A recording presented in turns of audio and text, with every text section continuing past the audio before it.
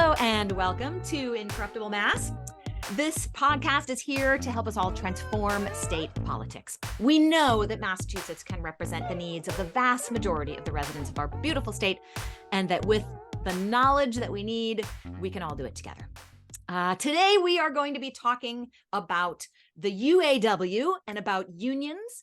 And we are going to touch on a whole lot of things. We're going to talk about the local organizing at Harvard, graduate students, as well as more broadly graduate students here in Massachusetts.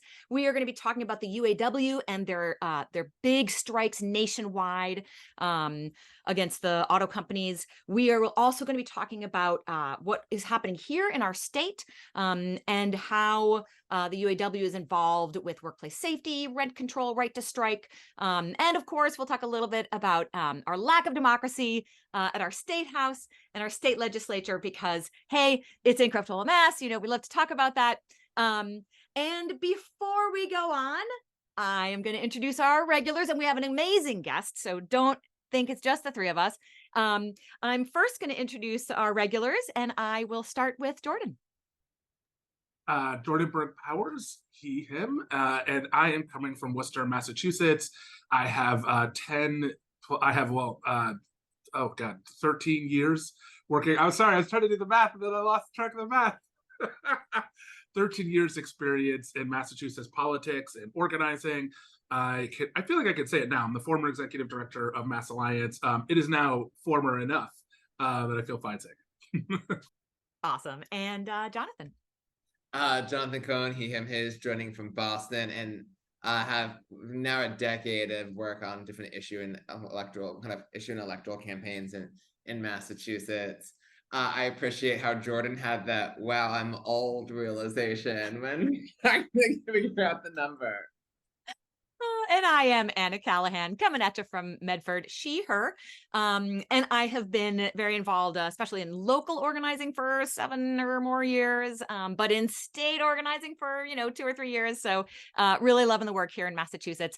And I am so excited to introduce Evan MacKay, who is the president of the Harvard Graduate Student Union. Evan, can you introduce yourself? And then we'd love to hear a little bit of a story about your history with the HGSU. Absolutely. So happy to be here with you all. My name is Evan MacKay, they, them, theirs, coming at you from Cambridge, Massachusetts. I am the president of the Harvard Graduate Students Union, HGSU, UAW Local 5118. That 5118 comes because we won our union on May 1st of 2018. And so that's how we got our local number.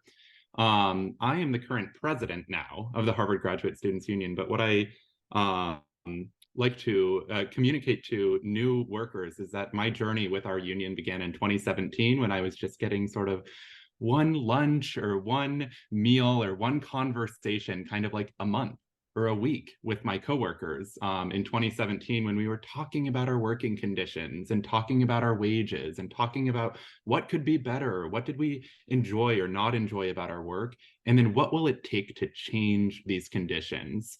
And so I joined alongside my coworkers, and especially I was an undergrad at the time and I was teaching in computer science and statistics classes. And so we organized other undergraduates to vote in that election to certify our union. And it was a big win. It was a really exciting win within the private sector of higher education for graduate students to be unionized. And we're proud to be part of this sort of movement into momentum of that. Immediately after winning our union, I then got to serve as the undergraduate member on our bargaining committee, thinking about how do we try to get things contractually guaranteed that will be respected for workers. And it did a lot to help me understand that workers don't win by smart people in the room somewhere who care really passionately about our contracts. Like, our power in the bargaining room comes from our power outside of the bargaining room. So it's just about how we are organizing our coworkers. And then I am back for a PhD. I am a G4 in sociology and social policy here at Harvard. And I've done a lot of rank and file organizing with our union. I've done a lot of organizing within my caucus in the UAW, Unite All Workers for Democracy, UAWD. That was really involved in a lot of UAW politics to try and bring power down to the rank and file members, to really respect rank and file members as the source of our power and decision making within our union. And I'm thrilled to now be the president and being able to continue doing a lot of the same things that I have always been doing with our union, talking with our coworkers and understanding what are the challenges that we face and how are we going to fix them together. Really happy to be here today. And thank you so much.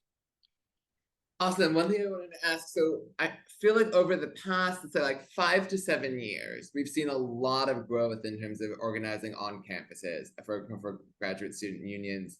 And it feels to me like often a part of like a wider landscape where we started to see greater organizing amongst young, precarious kind of workers across different sectors.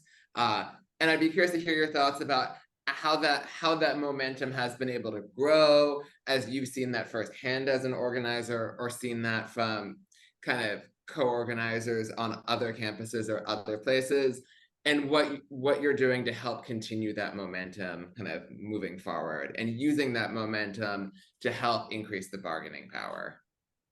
Yeah, absolutely. In addition to the Harvard Graduate Students Union, we have seen so many different workers, students who are doing essential work for the functioning of our institutions, our universities, and teaching labor and research labor, who are recognizing the ways that they are being exploited by our bosses. And people are really struggling under the status quo of higher education.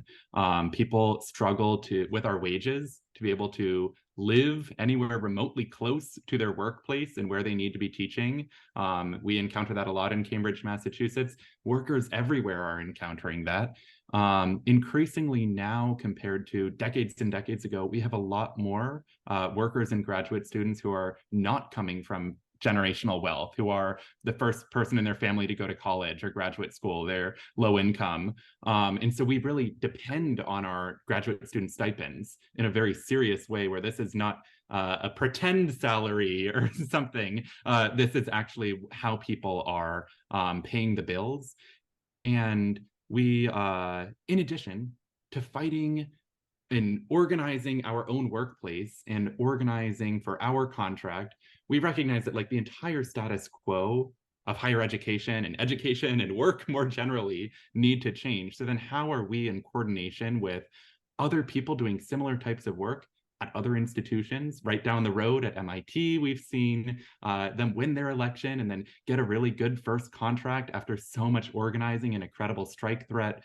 We've seen a lot of coordination and similar demands and similar strategies by workers at large institutions and small institutions and public sector institutions and private sector institutions.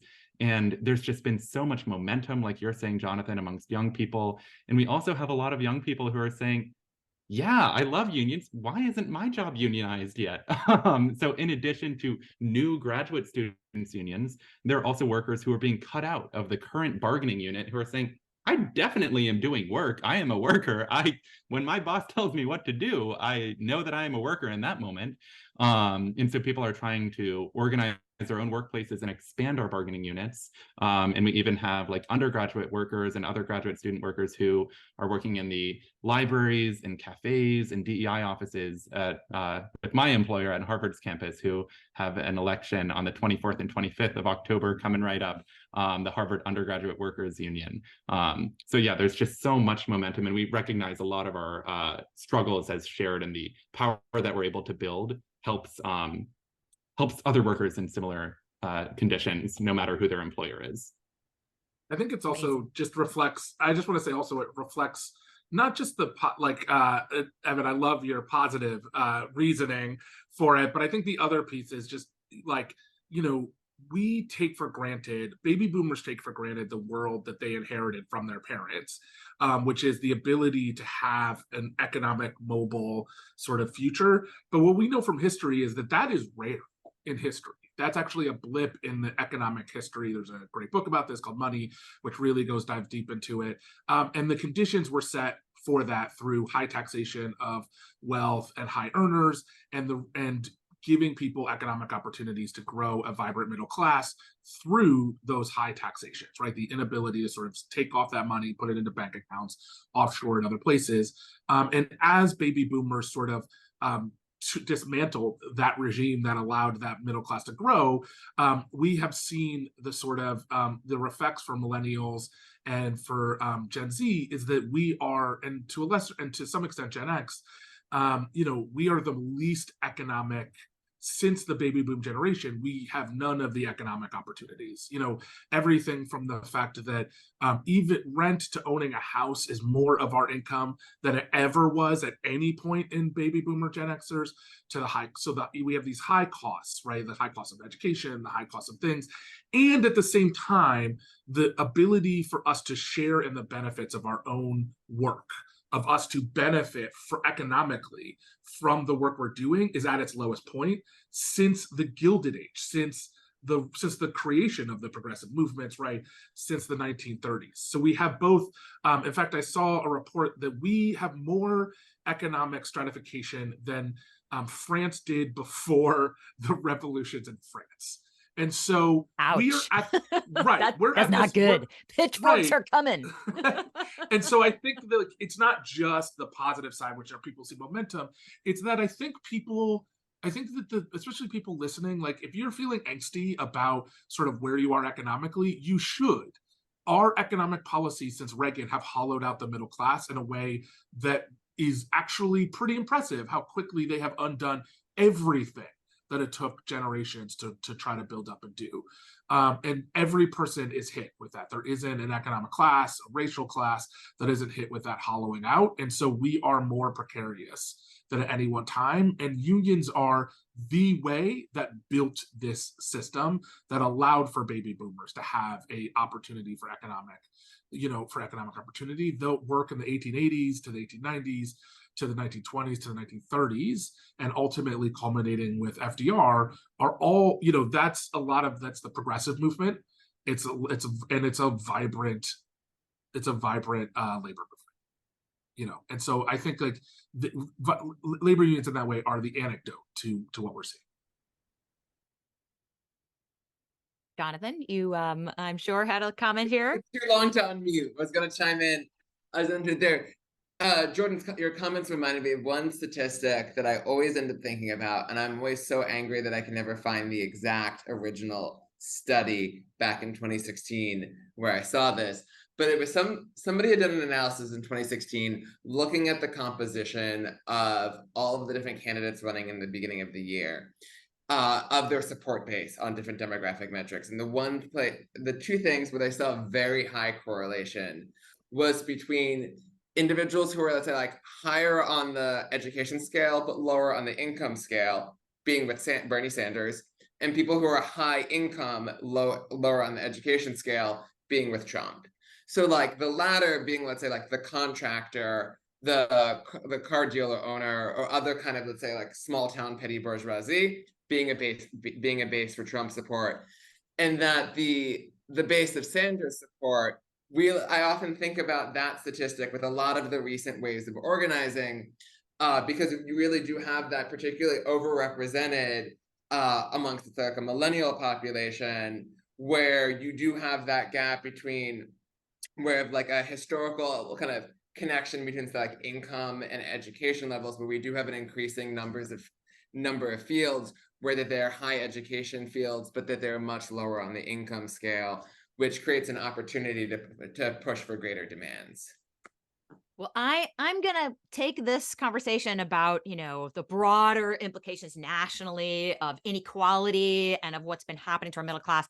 And I would love, Evan, if you can chime in and let us know a little bit of if you have any insider knowledge about the UAW, the UAW's amazing strikes against the automakers.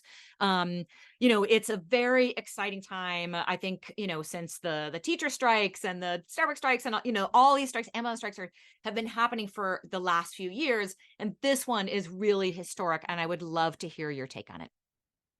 Yeah, absolutely. So we know that September 14th was when the Big Three contract expired. And right away, at midnight, it was clear that workers were fed up and ready to fight for a strong contract that workers deserve. We have seen so much of the profit going to the top 1%. We've seen so much of the profit within Ford, GM, and Stellantis going to the CEOs, and workers receiving a smaller and smaller share of the pie. And after, and can I just jump in? Like, what I heard is that it's like the CEOs got a 40% increase in pay, and the workers have basically gotten nothing. And these are workers who actually gave things up during the downturn so that these companies would not go bankrupt. Is that accurate? That is accurate. And so workers gave up a lot in the Great Recession. And yet now we are seeing that these companies are incredibly profitable. They're profitable enough for the CEOs to get a 40% raise. And so workers are trying to demand that similar raise. We right here in Massachusetts have Local 422 in Mansfield. These are Stellantis workers who are out on strike. We have many parts distribution facilities that are out on strike all around the United States. And workers are really just insisting that the companies have to budge. I mean, we have seen the enormous rates of inflation right now. And unfortunately, the Big Three contracts do not currently include the cost of living adjustment, that COLA that everybody wants, that good COLA. And that we used to have the good COLA in the Big Three contract. But right now we don't, and workers are needing that back. I was on the picket line in Mansfield, and I was doing like an inflation calculator of what this worker was making when he was first hired 2 decades ago with his hourly wage, and then what that would be now, and just the ways that a COLA is so essential for making sure that workers are not sliding back in their wage compared to the cost of living. And it's just one of the exciting things about being part of the UAW. I am not an auto worker, but there are so many ways that our struggles as workers are really connected as members of the working class. Can you talk a little bit about, you mentioned this before we started recording, can you talk a little bit about climate justice and how it relates to this? Yeah, so we know that the entire world needs to change in order to address climate change. And we need to make sure that we are doing this in a way that is not, as so many things have happened in the past, on the backs of low-income people, on the backs of Black and Brown people all around the world, and people in the global South as well.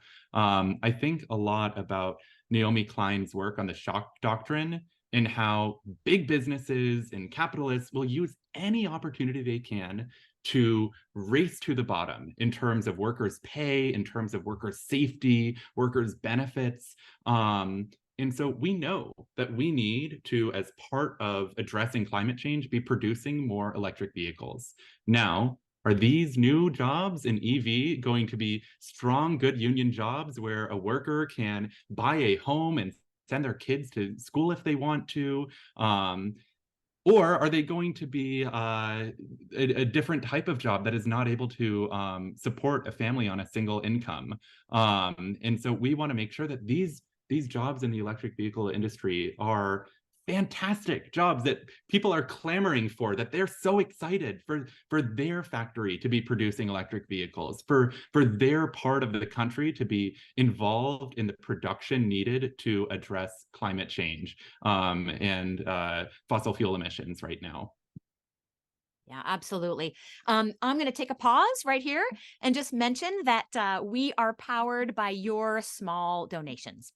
So if you're listening to this podcast, I highly encourage you to take that, $5 a week that you give to a coffee shop, once a week, maybe, and put that in a donation to us today. You can find that link right below. Of course, we take bigger donations that as well. So anything that you feel inclined to give. We are one of the few places that here in Massachusetts, you can hear the voices of people talking about every progressive policy that matters to you. So it's incredibly important that we build the progressive movement here in Massachusetts. And we know that you are a part of it. And we are very excited to have you listening. And we love our donors as well. And we want you to be part of that team. On that note, I'm going to pull us back to the conversation with Evan MacKay. And now we are going to go to our favorite topic, state politics in Massachusetts. So I would love for you to talk a little bit about, your take as a UAW member, talking about Massachusetts state policies and what things we need, what things you're fighting for. Absolutely. So one of the things that really affects so many workers all around within the UAW, within the Harvard Graduate Students Union, and many other workplaces is the cost of our rent here in Massachusetts. And so we have members who are spending 30, 40, 50, 60% of their take-home pay just on rent. And we even have to some extent, sort of a company town model at Harvard, where many people are getting a paycheck from their employer and then sending that paycheck directly back to their employer, who is also their landlord. And we can have really wild circumstances where the cost of Harvard University housing is increasing more than the raises in our pay. But the cost of rent is just really difficult for our workers. We are really trying to, in all of the ways possible, get rent control here in Massachusetts, because we don't want to work really hard in our contract and then get a good raise just to have that raise eaten up by the increasing cost of our rent. So workers care a lot about the cost of rent. Workers care a lot in housing more generally. Workers care a lot about issues of climate justice, of racial justice, of economic and social justice. We want to make sure that we are safe in the workplace. So in my line of work, like one of the workplace safety issues is harassment and discrimination, where there's a lot of power-based inequality and really vulnerable circumstances to sexual harassment, where we want to have safety in all of the different parts of work and what people are encountering. But in terms of like state policy, one of the difficulties that we encounter is we as voters and we as people in Massachusetts are strongly in support of progressive revenue. And we do things like we organize for the Fair Share Amendment. And we recognize that working class people are paying a bigger percent of our money in terms of state and local taxes than the wealthiest people in the Commonwealth. And so then the ways that we see our state legislature and state elected officials sort of beholden to special interests and the needs and whims of the 1% is really difficult for our members who are struggling to get by right now. Yeah, I think it's and just to remind people, like, not only did Massachusetts quote unquote Democrats join with quote unquote Republicans, since we have basically uniparty apparently in the state, to undo all the work of the Fair Share Amendment and the investments that we want to make in public education by giving tax cuts to dead billionaires. They also gave tax cuts to millionaires and billionaires who are speculative traders in Wall Street, which is a huge tax cut for them. I think we all agree that rather than investing in public education or investing in our MBTA not being on fire or investing in making truly affordable housing, the thing that was crying out for Massachusetts voters was day traders on Wall Street, day traders making millionaires and billionaires to pay a lower tax rate. It's so I think that's really What do we on the want? side of Democrats. Oh, go ahead. What do we want? Lower taxes for day traders? When do we want it? Now. I mean, like, I saw those signs everywhere. I was Clamoring in the thinking, street. Yeah, clamoring in the but street. I was thinking about what somebody was saying earlier today, which is, oh yeah, we got to be bipartisan here in Massachusetts. It's really important that we be bipartisan in Massachusetts. Like, well, how many of the voters are Democrats? Like literally, it's like 85% of the state house, and 90% of the state senate are Democrats. So this whole like we have to be bipartisan and make sure that our bills are all like Republican friendly is like absurd. so I think all of those issues from rent control to the fact that there isn't a real right to strike in Massachusetts, the inability for Democrats in Massachusetts who will constantly take labor money but won't allow their own workplaces to be unionized or fighting unionization their own workers. All of that stems from the fact that they functionally have no democracy in the state house. None of these issues are discussed publicly. The tax cuts for billionaires and millionaires, that was not publicly discussed. They didn't have public hearings. They didn't try to garner the understanding of Massachusetts residents about this humongous change in our tax code that went to people who literally, in some cases, aren't even alive to appreciate it. None of that was done in the public, and so directly for the UAW members, as I think we were talking about before, your issues are literally not sort of talked about in the public. Yeah, I want to thank you, Jordan, for bringing up this difficulty that public sector workers have in the right to strike. I mean, the state and our state of Massachusetts very often weighs in against workers and on the side of business and on the side of the status quo, which is not working for working people. And so they do this by not allowing eligibility for unemployment for people who are on strike. And they do this by establishing an inequality where private sector workers have more legal protections for collectively, democratically coming together with your union to decide to withhold your labor. So this democratic decision has more legal protections in the private sector than it does in the public sector. And we always hear Democrats talk about supporting workers, or they love it when they get those checks from unions. But then when it's time to show up and support workers, we are to change the status quo of everything, we are going to need to have an organized working class, and we're going to need to have militant working class organizing, including through strikes, including through new unions, including through really pushing the bar in every single way that we can. And this is one of the ways that Massachusetts, our state, holds us back. Holds back public sector workers. And like you were saying, I held up the sign, when the state house Democrats are the boss. They are the ones who can change the conditions to enable their own staff to have more legal protections to organize. There's nobody else they can point to as the reason for the holdup. They could change this, but we haven't seen them do it yet. Yeah, and it just go ahead.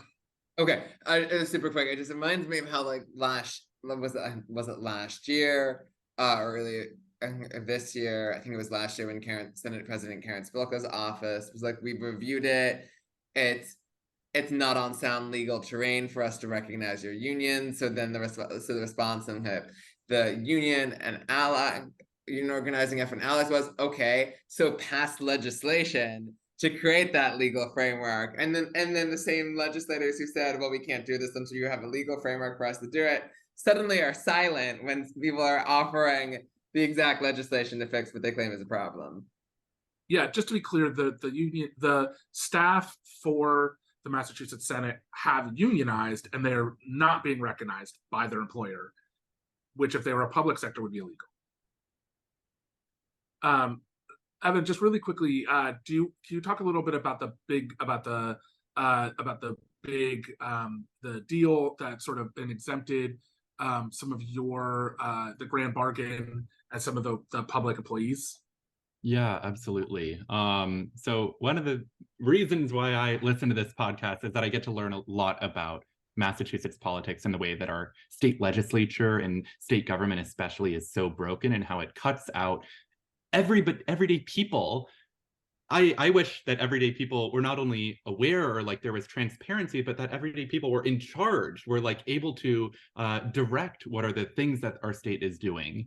And paid family and medical leave is an incredibly important policy for gender justice, for social justice. It's so important for workers.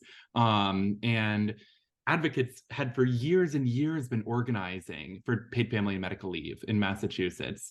And in 2018, we come to something called the Grand Bargain. And the Grand Bargain did some good things, like it raised our minimum wage. Can I just backtrack for 1 second? The Grand Bargain, basically, there was a threat to put a bunch of things on the ballot. And the Grand Bargain was the legislators coming together, and instead of allowing those things to get on the ballot because they were afraid that they might pass, coming up with watered down versions that they would then pass through the legislature. Yeah. Right. So the Grand Bargain was like good, but not as, but it's very hard to say. I think there's a lot of opinions about the Grand Bargain that like, oh, well, they did pass some things, right? And yet, really, why didn't they pass the things that were actually going to be on the ballot? That's the question. So just that's for a little bit of background about what the Grand Bargain was. They took away a lot of things in that Grand Bargain as well, like time and a half on Sundays and holidays and different things that affect workers in a very serious way. We lost, and I don't know how we are going to be able to win those things back. And the Grand Bargain, I think, is really illustrative of the ways that the State House works, where was this a procedure where there were listening sessions all around the state where it's like, what should we be doing? How are the people weighing in? How are the people telling their legislators what to do and what types of compromises to make or what types of compromises to not make because we are here in Massachusetts? Or even just working with the organizers who had put those ballot measures on. There was a whole coalition putting those ballot measures on the ballot. Maybe work with those people. Absolutely. And so we end up with a form of paid family and medical leave. But instead of that, what was it that happened? The Grand Bargain, which cut out many people and which was determined in closed doors, outside of the view of the public, outside of the direction of a lot of the advocates and working people who had been pushing for this for so long. We end up with a form of paid family and medical leave, which immediately needed so many different fixes because it didn't go through this sort of long deliberative process. There was not these grand series of hearings for public input and testimony on how this would affect various different types of workers.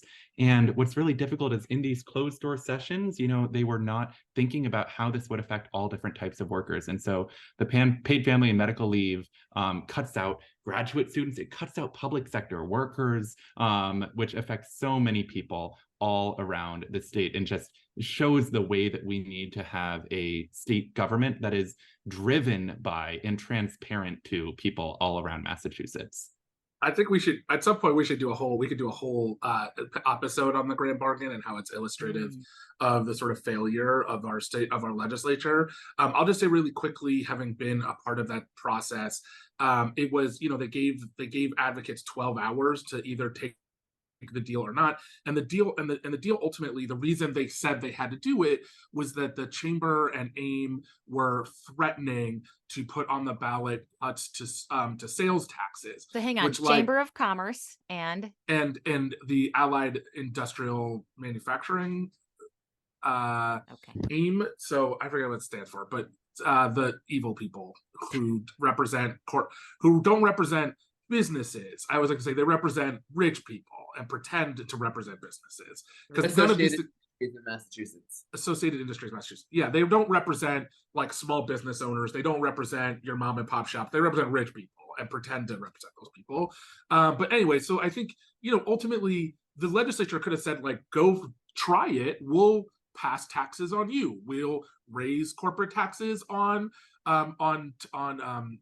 firms making over $1 billion in gross sales, right? You could target taxes at rich corporations to say, look, if you try to undermine workers, we will tax you as a cost of that.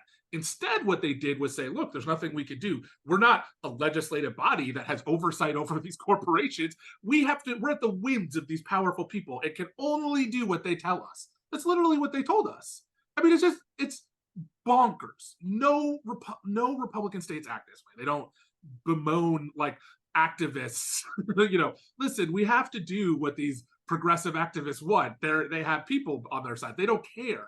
Right, like they're not they represent money, and so like at some point you could have just stood up to them on behalf of workers. Instead, they stood up to workers on behalf of corporations and took away workers' rights and watered down access to these things. And I think it's illustrative of the problem. I would love to do a whole episode on this. Jonathan, closing comments. No, I thought Jordan did a good kind of background setting. It reminds me of a comment I'd made kind of before when we were talking before this. The annoyance when Democrats view themselves as let's say like the negotiator between labor and capital, or even let's say labor capital and just like a rentier class, as opposed to actually advocating for labor in a negotiation where we do have a Democratic governing trifecta now that's how, or even just let's say the Democratic legislative supermajority, we've had it for a long time. That is the role that they should see themselves as in terms of being champions of working people and for the issues here around equity, around justice, around sustainability, around small d democracy, rather than trying to play a middleman. And that ends up doing disproportionate bidding of those with the most resources. Evan, we're going to close with you. Is there any way that people listening can be helpful to the UAW? Can people show up at the strikes, in Massachusetts? What can listeners do? So to support the big three UAW workers right now, if you are in Massachusetts, we have workers in Mansfield who are out of Local 422 who are on a 24/7 full-time picket line. So you can join them on that picket line. And there's also a hardship fund for these workers to be able to, like we were talking about, continue to pay rent for them and their families. But you can join them in Mansfield. You can donate to the hardship fund. And then in terms of what can listeners do? I just want to emphasize that there is so much positive potential through organizing and talking with and building coalitions with people who you have durable relationships with. So we need to be doing all different types of organizing, from electoral politics and supporting great candidates and ballot questions and things, but the types of durable relationships that are possible with tenant and housing organizing or with workplace organizing of your coworkers it's just so amazingly special. And speaking for myself, I've just had this amazing experience of empowerment from organizing alongside my coworkers that has been so special, where we've been able to really advance social, racial, economic, environmental justice through our contract and through our union organizing. So if you are in a workplace that is not unionized, you can begin by having conversations with your coworkers and listening. You have to do so much listening about how people are experiencing their workplace and what they wish could change or what would be different. If they're already having conversations, then you can try and talk about well, how are we going to change these things? What is our boss just going to give us the raise that we want? Or how are we going to be able to win that raise? If you are already unionized, there's still a lot to do. You want to be able to be pushing for democracy and rank and file power within your union, because we as rank and file workers, we as workers should be in charge of our unions as well. So you want to make sure that you are transparent and that things are democratic and that it is workers who are driving the process. And so no matter where you are sort of on that continuum, there's a lot of really exciting, empowering work that is possible to do. So, and there are a lot of different ways to plug in. Wonderful. Thank you so much, Evan MacKay, for all the work you're doing and for being on the podcast today. Thanks to my co-hosts, and thanks, of course, to everyone listening. We will see and chat with you all next week.